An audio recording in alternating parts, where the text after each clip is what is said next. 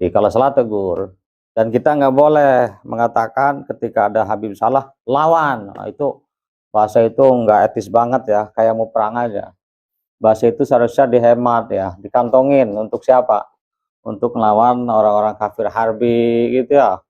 Untuk orang-orang yang menindas kehormatan negara kita Republik Indonesia, baru tuh lawan.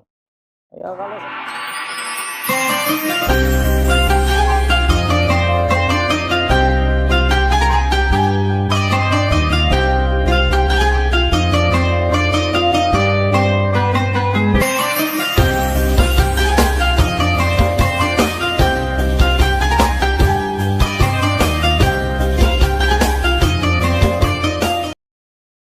Assalamualaikum, Ustaz. Mohon maaf, mau bertanya, apakah Kiai Imad pembenci habaib? ini pertanyaan yang saya berat menjawabnya ini.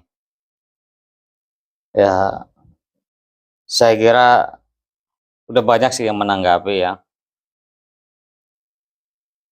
Udah banyak yang mengomentari. Saya juga merasa banyak salah gitu ya. Cuma kalau dipastikan itu Ki Imad itu pembenci habaib, menjas memastikan ya enggak juga. Sebab yang tahu hati hanyalah Allah, yang membuat hati dan yang punya hati itu Ki Imad sendiri. Ya, itu. Kalau dibilang pencinta umpamanya, pencinta habaib, ya tidak juga. Ya, jadi memastikan pembenci nggak bisa juga, nggak boleh begitu ya. Dikatakan pencinta juga, ya nggak bisa juga. Kan ada channel yang bilang Ki Imad itu sebenarnya itu pencinta habaib. Kalau saya ini nggak setuju dengan ini. Sebab apa? Ada 3 poin yang saya ingat itu ya. Ya, saya tidak begitu ngikutin, cuma yang saya ingat itu ada 3 poin yang saya itu susah husnudon. Kalau Ki Imad itu dinilai pencinta habaib. Apa? Yang pertama, mempermasalahkan syarifah nikah dengan akhwal. Ya, itu dengan argumentasinya bla bla bla gitu ya. Dikatakan kalau saat ya ketimbang sosial dan sebagainya, ya kalau itu doang logis, cuma kenapa yang lain itu tidak disinggung gitu ya, tidak disinggung. Ini kan tanda kutip ya, tanda tanya maksud saya, kenapa loh kalau ketimpangan ya kisol kafayang juga dibahas, jangan itu doang. Yang kedua, undangan atau panggilan Habib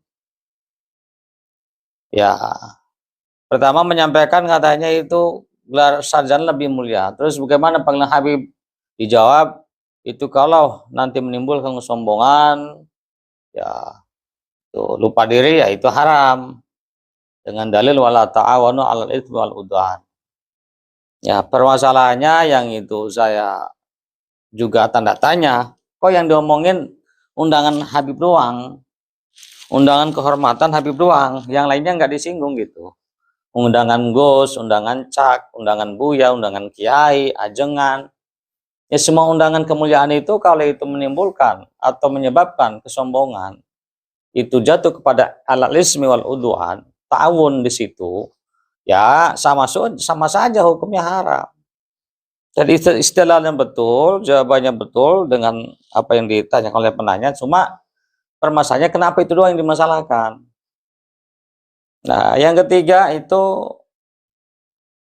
masalah mengingkari nasab. Nah, ini yang ramai kan itu ya. Ya boleh dikatakan ini bumi Indonesia ini lagi kena gempa, nggak tahu berapa sekaliter gitu ya. Nah, ramai gitu ya. Bahkan saya kira bukan hanya Indonesia, sampai eh, apa luar negeri pun saya kira udah pada menyimak dengan hal ini. Ya, yang pokoknya anehnya itu, ya anehnya gitu ya. Pernah suatu saat Ki Imad ini ketika mendapatkan jawaban atau penjelasan Habib Hanif Al-Attas bahwa dalam kitab Auratul Jali karangan daripada Syekh Muhammad Murtada Az-Zabidi, orang Yaman, ulama Yaman, alim Yaman ya. Yang di situ dalam itu mentaklek bahwasanya Sayyidina Ahmad bin Isa Al-Muhajir itu hijrah itu ke Yaman dengan membawa anaknya yang namanya Abdullah wakilah bitaskir Ubaidillah gitu. Dan katanya Kiai Ahmad itu kalau ada itu saya taslim, tapi dianggap kitab Habib Hanif itu palsu. Kenapa? Dalam kitab yang dimiliki Kiai Ahmad itu nggak ada itu. Dan akhirnya Kiai Habib Hanif mendatangkan 2 manuskrip. Yang satu manuskrip ternyata itu menghasilkan cetakan yang dipegang Kiai Ahmad, yang satu lagi yang dipegang oleh Habib Hanif. Dan dua-duanya itu ada itu, talikan itu. Dari Syekh Syaraf Al-Ubaidillah itu menjelaskan, mencantumkan maksudnya tentang itu. Bahwasanya Sayyidina Ahmad bin Isa Al-Muhajir itu punya anak namanya Abdullah wakilah bitaskir. Tapi tetap nggak taslim. Ya, tetap nggak taslim, nggak, artinya nggak nerima gitu. Dan teruslah bergulir itu perdebatan itu sampai sekarang, nggak tahu sampai di mana ujungnya. Ya, saya tidak mau ikut lebih dalam ya, biarkan waktu yang menjawab. Yang niatnya ikhlas tentu akan tampak, yang niatnya duniawi juga akan nanti kelihatan. Yang benar ya mesti kedengar, yang salah tetap, yang tetap kelihatan nanti. Nah terus, dari 3 poin itu ya, saya sangat sulit untuk menyimpulkan kalau Kiai Ahmad itu pencinta habaib. Jadi intinya ya dibilang pembenci ya jangan, memastikan begitu. Allah dan dia yang tahu. Kalau dibilang pencinta enggak juga, sebab itu. Ya, hal yang ganjil.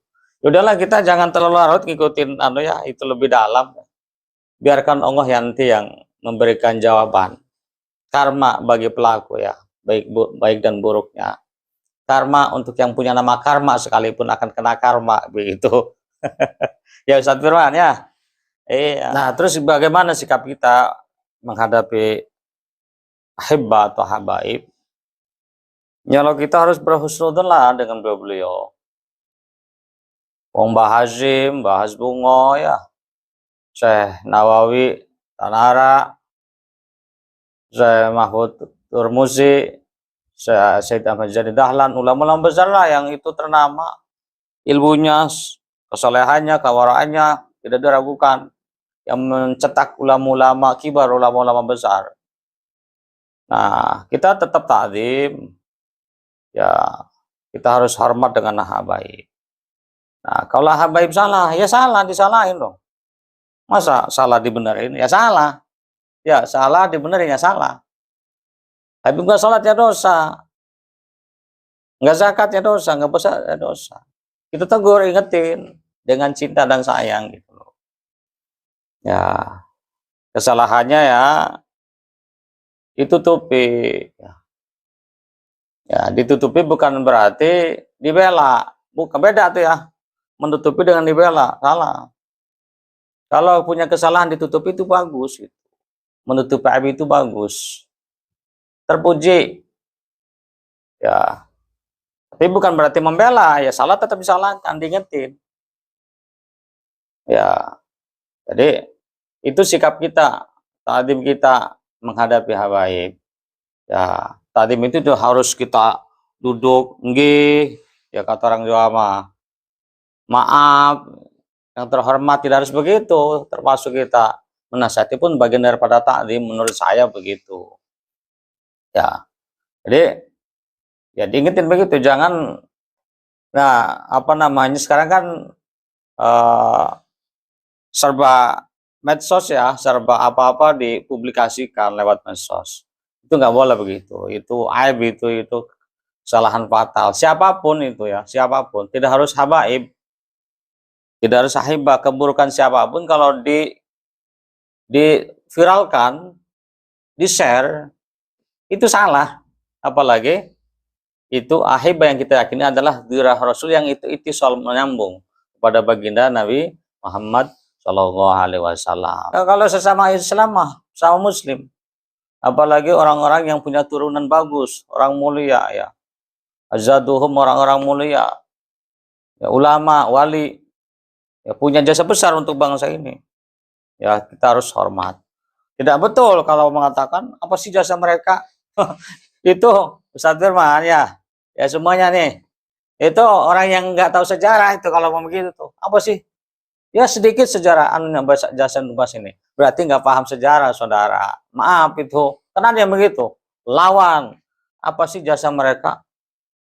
Itu dia nggak paham sejarah ya. Itu aja ya. Nanti apa lebih baik kita menutup lah, jangan banyak ngomong. Kita banyak kekurangan, kita banyak khilaf. Ingat kata Imam Syafi'i tadi itu ya, ain wa ainu ridho an kulli aibin kalilatun kama anna aina sukhti tubdil masawiya. Kalau pandangan ridho itu apa? Tumpul untuk melihat aib, melihat kekurangan-kekurangan. Ditutupi bukan berarti dibela. Sebagaimana pandangan kebencian itu akan menampakkan masawiya, kekurangan-kekurangan. Yang gede kelihatan, yang kecil kelihatan, apalagi yang gede. Kata pepatah apa? Semut di seberang sungai kelihatan, gajah di ufuk mata nggak kelihatan. Alhamdulillah, kita jangan sampai gitu ya. Jadi itu aja ya, kita sambung nanti di kesempatan pengajian yang akan datang. Wallahu a'lam.